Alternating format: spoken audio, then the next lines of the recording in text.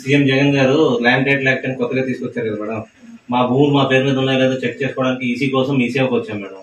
నిన్న నుంచి తిరుగుతున్నామండి, site open అవ్వట్లేదు. ఈ డాక్యుమెంట్స్ పట్టుకుని ఇక్కడైనా మీ సేవలను అవుద్దేమని వచ్చామండి. ఇదంతా మా కర్మం. అది 3 రోజులు తిరుగుతున్నాం, 2 రోజులు తిరుగుతున్నాం, అవ్వట్లేదు.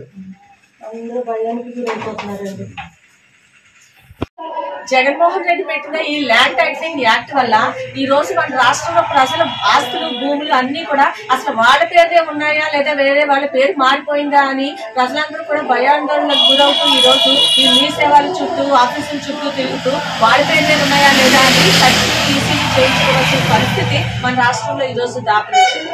ఈ జగన్మోహన్ రెడ్డి పెట్టిన ఈ ల్యాండ్ టైటిలింగ్ యాక్ట్ లో ఏంటంటే మన భూమి, మన ఇల్లు కానీ, మన భూమి కానీ, ఆస్తి కానీ మనకు తెలియకుండానే రిజిస్ట్రేషన్ చేసుకునే అవకాశం ఉంది ఇందులో.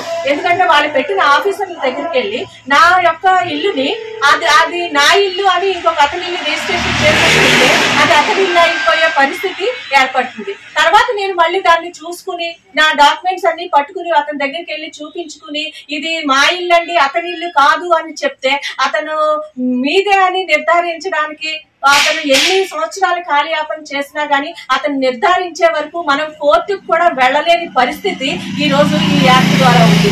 అతను 3 సంవత్సరాలు తిప్పుతాడా మనల్ని, మీ ఇల్లే అది అని చెప్పడానికి 4 సంవత్సరాలు తిప్పుతాడా అని ఈ జగన్మోహన్ రెడ్డి పెట్టినటువంటి ఈ ఆఫీసర్ల చేతిలో ఉంటుంది అనమాట.